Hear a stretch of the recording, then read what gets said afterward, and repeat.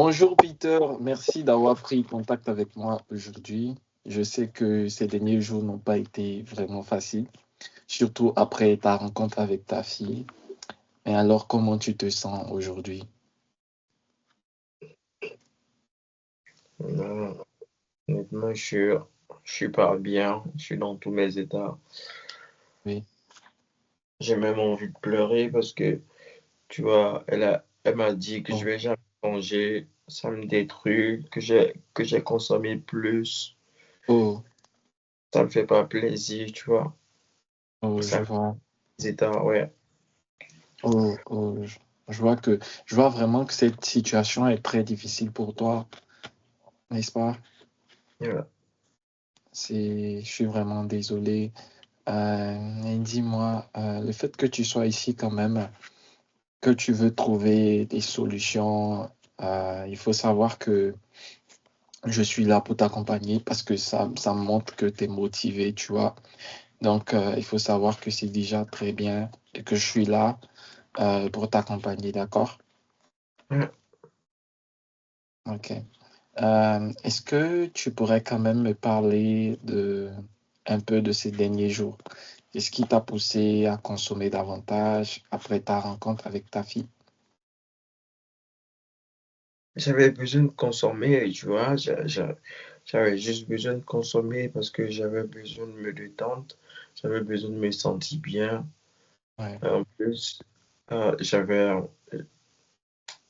j'avais rencontré des amis, tu vois. Quand je rencontre des amis, oui, naturellement, je me mets à consommer. Mais là, je me sens rejeté, tu comprends. je comprends, je comprends, je comprends. C'est une réaction naturelle à une douleur émotionnelle et puis aussi, il y a aussi le fait que tu étais avec tes amis, donc c'est normal. Mais quand même, tu m'as dit déjà que tu voulais éviter de consommer avant de voir ta fille et on s'était décidé sur ça.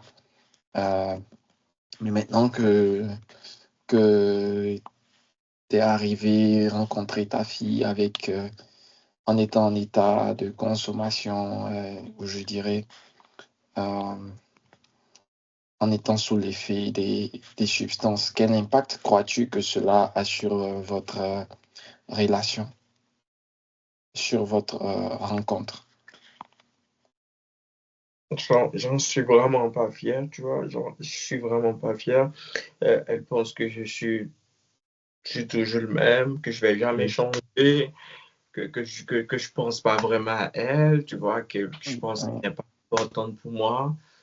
oui, oui, Mais oui, c'est pas ça que j'ai envie de montrer. J'ai pas envie de montrer ça, tu oui, vois. Mais le fait oui, qu'elle pense que je peux pas changer juste pour elle, elle pense que je fais pas d'efforts. oui, Je suis oui. désolé. Oui. Je vois, je comprends. Je vois à quel point cette relation est importante pour toi Yeah. et le fait que déjà tu l'aies rencontrée, qu'elle dise ces paroles-là, c'est blessant, c'est pas facile et tout.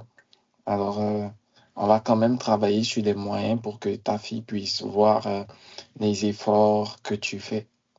D'accord? J'espère. D'accord.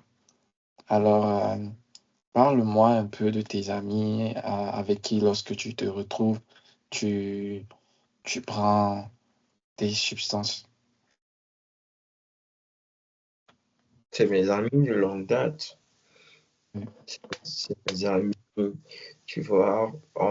À la base, on est parti du fait que, genre, on se rend compte quand on a envie de jazzer, on a envie de chiller un peu. Ouais, C'est juste, c'est des amis, c'est vrai, ce sont des amis sans intérêt, mais on passe du temps ensemble juste et puis on consomme, c'est comme ça. C'est juste des amis, juste avec qui je prends juste du temps, c'est tout. ok, je vois. Alors, comparé à tes amis, euh, ta fille, quelle est la relation la plus importante pour toi? La relation avec ma fille. qui est en train de se dégrader de jour en jour à cause de ma consommation. J'aimerais que ça change. Ok, J'aimerais que ça change. Elle me manque, tu vois. d'accord. Elle manque. Oh. Je vais faire Donc, des fois. Pas facile pour moi. je vois. Donc, on va essayer de travailler ensemble sur ça. D'accord? Alors, alors, je veux quand même te montrer quelque chose. D'accord? Est-ce que tu es avec moi? Ouais, je suis avec toi. Est-ce que tu es avec moi? Ouais. Euh, je veux quand même te montrer quelque chose. Alors, j'ai ici une échelle. D'accord? Que je vais te montrer. Est-ce que tu arrives à voir l'échelle? Ouais, je Est-ce vois. que tu arrives à voir bien l'échelle? Ouais, Euh, j'ai un problème, je pense que ouais, voilà, ce que tu arrives à bien la voir et tout. Tu la vois bien, n'est-ce pas? Tu la vois bien? ouais, ouais. Ok. Alors, sur l'échelle, nous avons comme cinq pas à faire sur l'échelle. Et déjà, la première étape sur l'échelle représente reconnaître son problème.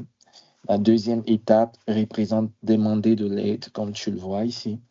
La troisième étape représente maintenir le contact avec ta fille. Et la quatrième représente réduire la conso avant ta rencontre avec elle. L'avant-dernière, c'est arriver sobre aux rencontres. Et la sixième étape, c'est trouver un logement stable. D'accord? Alors, ce que je veux te demander, Peter, c'est jusqu'ici, ça se voit, tu vas identifier quand même les efforts que tu as faits parce qu'on avait eu l'ancienne rencontre et on s'était dit que principalement, tu devrais pouvoir atteindre certains objectifs. Alors, tu vas me dire ici, tu as quelle étape au niveau des objectifs? Quels sont les objectifs que tu as atteints à travers ça et à quel niveau que tu es? Je pense que je suis à la deuxième étape. D'accord? Je pense que je suis à la deuxième étape. D'accord? Ouais. Que tu peux euh, m'expliquer déjà? Ouais. Je pense que je reconnais le problème Oui, et je suis en train de faire un pas. Déjà, c'est déjà un bon début pour moi parce que c'était vraiment difficile pour moi de reconnaître ce problème. Donc, je pense que je suis qu'à à la deuxième étape. Maintenant, je vais essayer de la franchir. Je vais essayer de franchir cette étape-là. Et Euh, aussi, lui. la deuxième étape ici, c'est de demander de l'aide, d'accord? Donc, Donc, la c'est ça. deuxième étape, c'est de demander de l'aide. Donc, Et je suis en train de demander de l'aide. Je suis avec toi aujourd'hui pour que tu puisses me trouver des solutions. oui, Donc, je pense que je suis à la deuxième étape. alors, donc les étapes qui nous restent, c'est de réduire la consommation avant de rencontrer ta fille. Ensuite, arriver euh, aux rencontres sobres. Et puis, enfin, trouver un logement stable, d'accord? C'est ça mon Mais, problème. Comment je peux arrêter? J'arrive pas. J'essaie, j'arrive pas. Comment mais je peux comme je te arrêter? disais, t'inquiète pas, parce que déjà, tu as fait un grand pas en avant. Déjà, le simple fait de reconnaître le problème, de demander de l'aide, il faut que tu saches que c'est déjà un grand pas que tu as fait et qu'on peut travailler ensemble pour pouvoir atteindre les autres niveaux, d'accord? D'accord? Est-ce que Non, tu comprends? non, je Donc, comprends. le, le troisième niveau, le quatrième niveau de l'échelle, c'est de réduire la conso avant la rencontre, arriver sobre aux rencontres. On va se concentrer sur ça. Puis après, c'est de trouver un logement stable, d'accord? Ok, OK? ok. Donc, on va y arriver. Si déjà tu as fait ces premiers pas, c'est qu'on peut vraiment y arriver pour les autres pas, d'accord? Alors, alors, moi, je te dis, tu, tu fais beaucoup d'efforts et c'est déjà bon, d'accord? Voilà. Alors, nous sommes à une étape maintenant où je veux quand même que tu te poses des questions au sujet de l'impact de l'utilisation des opioïdes sur toi, sur ta vie et tout. Est-ce que tu connais quand même l'impact des opioïdes sur toi? Non, je pense pas que ça a un impact sur moi, parce que je pense pas. Est-ce que tu penses que ça a des impacts forcément sur moi, ou c'est ça le fait que genre ma fille ne veut pas me voir? Est-ce que Non, c'est une des raisons? je vais parler au niveau des effets sur ton corps, tu comprends, Ok, sur ok, ton cerveau, tu vois. Donc, ok. j'aimerais quand même qu'on parle des risques liés à la consommation des opioïdes. Cela peut être très dangereux, surtout si tu consommes plus que d'habitude. Par exemple, les opioïdes peuvent entraîner une dépendance plus forte, ce qui rend difficile de s'en sortir. Puis, il y a un risque élevé de surdose, particulièrement si la substance est mélangée avec d'autres produits comme le fentanyl, qui est très puissant. D'accord? Alors, pour t'aider, je te propose de visiter une ressource comme le Centre de réduction des méfaits.